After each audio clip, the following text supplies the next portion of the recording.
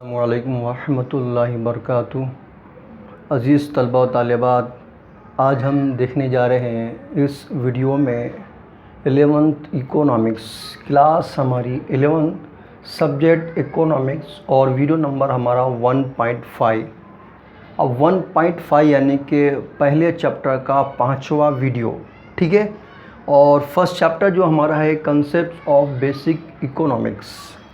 دیکھیے، معاشیات کے بنیادی تصورات طلبہ، تو آج ہم اس پہلے چیپٹر کو پڑھ رہے ہیں، یعنی اس کا مطالعہ کرنے جا رہے ہیں۔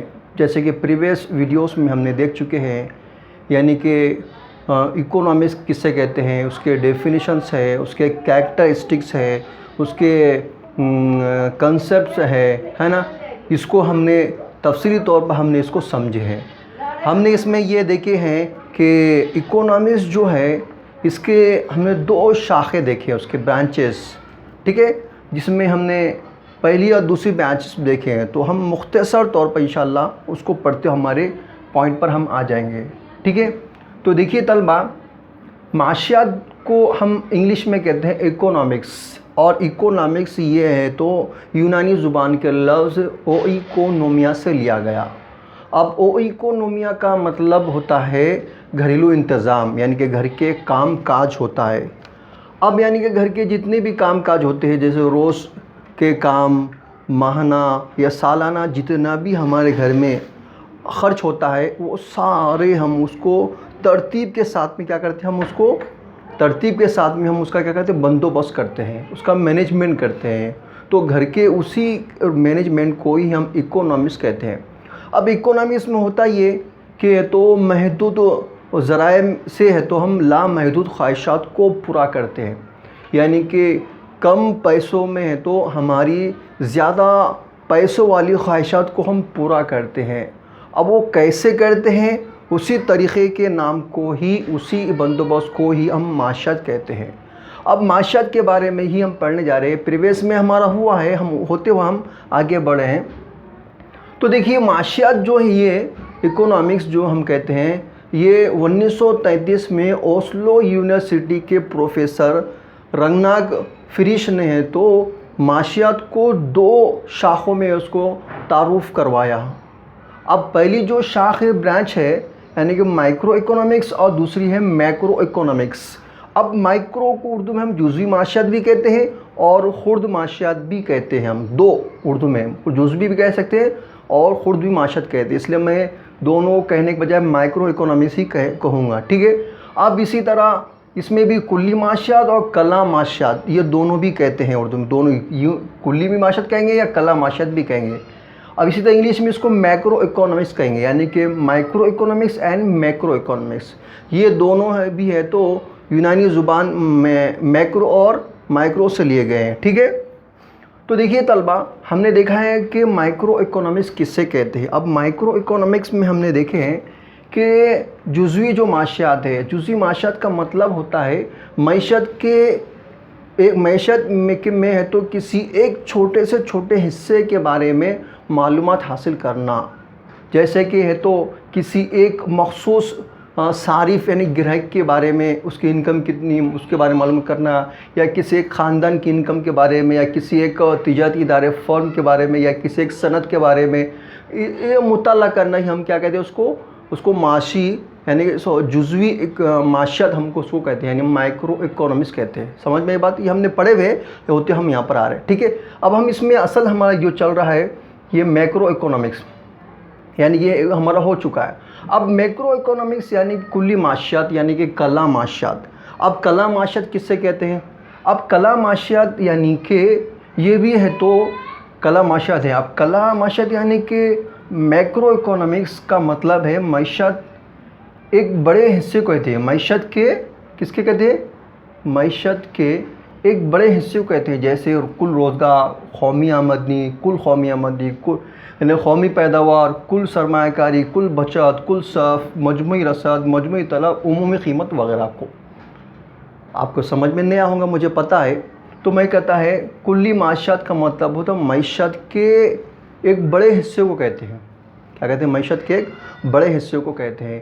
جیسے کہ ہم نے دیکھا کہ ہمارے ملک میں ہے تو قومی آمدنی جو ہوتی ہے مختلف ہے تو شعبوں سے مل کر بنتی ہے، مختلف ہے تو ذرائع سے ہوتی ہے. جیسا کہ ہمارے ملک میں تو کل روزگار یعنی ہمارے ملک میں جملہ کل روزگار کتنی، مثال کے طور پر 10,000 ہمارے ملک میں روزگار ہے. لوگ سمجھو 10,000 لوگ، سمجھو مثال فار ایگزامپل 10,000 لوگ روزگار سے جڑے ہوئے.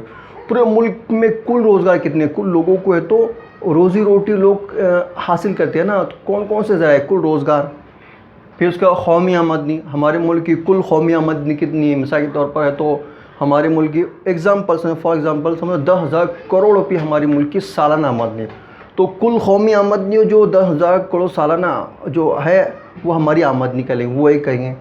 قومی پیداوار یعنی کیا ہے، ہمارے ملک کی نیشنل جو مطلب پروڈکشن جو ہے ہمارا، یعنی ہمارے ملک میں کل پیداوار کتنی ہوتی ہے، چاہے وہ صنعتوں کے ذریعے بولو یا زراعت کے ذریعے بولو، کسی کا یعنی کل پیداوار کتنی ہوتی ہے. مثال کے طور پر 1,000 کروڑ کی آمدنی ہوتی ہے ہمارے پاس، تو وہ 1,000 کروڑ کی جو ہے فی ہیکٹر وغیرہ وہ کیا کہیں گے فی قومی پیداوار.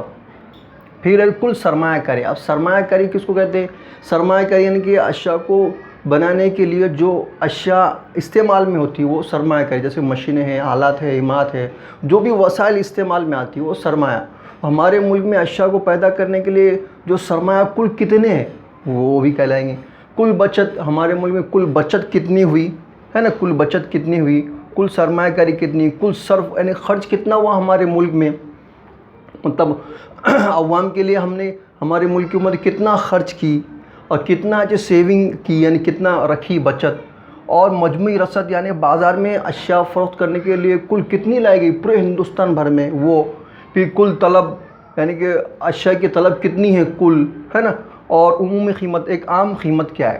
تو اسی طرح معیشت کے ایک بڑے حصے کو ہم کیا کہیں گے کلی معیشت کہیں گے. سمجھ میں کلی معیشت، جیسے کہ میں نے مثال دیا، ایک جنگل ہے.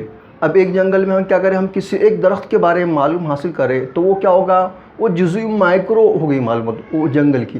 لیکن پورے جنگل میں ہم پورے درختوں کے بارے میں معلوم حاصل کر رہے ہیں تو وہ پورے جنگل کے بارے میں معلومات حاصل کرنا وہ کل جنگل کی ہے تو کل معلومات ہو گئی. اسی طرح معیشت میں ہے تو ہم پورے معیشت کے بارے میں معلومات حاصل کر رہے ہیں یا معیشت میں کسی ایک بڑے حصے کے بارے میں معلومات حاصل کر رہے ہیں تو اس کو ہم کہیں گے کلی معیشت. جیسے کہ کل روزگار، قومی آمدنی، قومی پیداوار، کل سرمایہ کاری، کل بچت، کل صرف، مجموعی رسد، مجموعی طلب اور عمومی قیمت وغیرہ کو ہم کہتے ہیں. ٹھیک ہے. اسی طرح ہے تو کینٹ بولڈنگ کے مطابق ہے، یعنی یہ جو ماہرین معاشیات ہے اس نے بھی اپنی تعریف کی. اس نے اپنی تعریف کیا کی، جیسے معاشیات کلا انفرادی مقداروں سے بچت نہیں کرتی بلکہ ان کی مجموعی مقداروں سے انفرادی آمدنی نہیں بلکہ قومی آمدنی، انفرادی قیمت نہیں بلکہ قیمت کی عمومی سطح، انفرادی پیداوار نہیں قومی پیداوار. یعنی اس میں یہ مفکر یہ بتا رہا ہے ماہرین معاشیات کہ معاشیات کلا یعنی کہ کلی معاشیات جو ہے انفرادی مقدار سے بچت نہیں کرتی بلکہ ان کی مجموعی مقدار، یعنی کہ اس کا اپوس ہے، یعنی کہ اس میں جزوی میں ہے تو مائکرو میں انفرادی ہوتا ہے اور اس میں ہے تو مجموعی ہوتا ہے. ٹھیک ہے. یعنی کہ کسی ایک چیز کی مقدار کے بارے میں معلوم نہیں کرنا بلکہ مجموعی مقداروں کے بارے میں. ٹھیک ہے. جیسے کہ میرے پاس 10 پین ہے، اب 10 پین میں سے میں یہ کیا کر رہا، صرف ایک پین کے بارے میں معلوم حاصل کر رہا تو وہ کیا ہوگا، مائکرو ہوگا. اور جبکہ میں 5 پینوں کے بارے میں معلوم حاصل، کتنے 5 یعنی کہ کیا ہو، کل کے ایک بڑے حصے کو کہتے ہیں، کل کو بھی کہیں گے یا اس کو بڑے حصے کہتے ہیں. 5 پین یعنی کہ کیا ہوگا، بڑا حصہ ہوگا. تو 5 پینوں کے بارے میں معلوم حاصل کر رہا تو وہ کیا ہوگا، کلی ہوگا. تو اسی طرح معیشت کے ایک بڑے حصے کے بارے میں معلومات حاصل کرنا وہ کلی معاشیات کہلاتا ہے. ٹھیک ہے. تو اس میں یہی کرا کہ کسی ایک چیز کے بارے میں نہیں بلکہ ایک بڑے حصے کے بارے میں معلوم حاصل کرنا، انفرادی آمدنی نہیں بلکہ مجموعی قومی آمدنی، یعنی کسی ایک کی آمدنی نہیں معلوم حاصل کرنا بلکہ مجموعی آمدنی، ملک کی کل کتنی آمدنی، وہ انفرادی قیمت نہیں بلکہ قیمت کی عموم سب ہے، یعنی کسی ایک کی قیمت نہیں معلوم کرنا بلکہ ٹوٹل قیمت کتنی ہے اس کے بارے میں معلوم کرنا. انفرادی پیداوار نہیں بلکہ قومی پیداوار، کسی ایک انڈسٹری یا کسی ایک صنعت کے بارے میں نہیں معلوم کرنا ہے پیداوار بلکہ ملک میں تمام پروڈکشن کتنا ہو اس کے بارے میں معلوم حاصل کرنا. اسی کو کیا کہتے ہیں، اسی کو کہتے ہیں کلی معاشیات۔ کہنے کا مطلب اس کی بھی تعریف یہی ہے اور اس کا بھی مطلب یہ، دونوں کا مطلب ایک ہی ہے، الگ الگ ہے دونوں کے، لیکن دونوں کا مطلب جو ایک ہی ہوتا ہے۔ تو اس طرح ہم نے عزیز طلبہ و طالبات، اس طرح ہم نے آج تو اس ویڈیو میں یعنی کہ جزوی کلی معاشیات اور اس کے ڈیفینیشنز اور اس کے تعریفات کو ہم نے سمجھے ہیں۔ تو میں امید کرتا ہوں کہ یہ آپ کو اچھے سے سمجھ میں آیا ہوگا۔ اگر آپ کو یہ سمجھ میں آیا تو آگے آپ کو آگے کا نیکسٹ سمجھ میں آئے گا۔ تو اس طرح میں امید کرتا ہوں کہ آپ کو یہ اچھے سمجھ میں آئے گا۔ اگر آپ کو سمجھ میں آیا ہوگا تو برائے مہربانی کر کے آپ ہمارے اس یوٹیوب چینل کو لائک، شیئر، سبسکرائب اور کمنٹس کرنا بالکل نہ بھولیے گا، کیونکہ اردو میں آپ کو پتہ ہے ویڈیو کم ہوتے ہیں، اس لیے آپ اگر جتنا زیادہ سے زیادہ سبسکرائب کریں گے تو آپ کو انشاءاللہ اپڈیٹ آتے رہیں گے۔ ٹھیک ہے، اس طرح ہمارا یہ ویڈیو یہاں پہ ختم ہونا چاہتا ہے۔ اللہ حافظ۔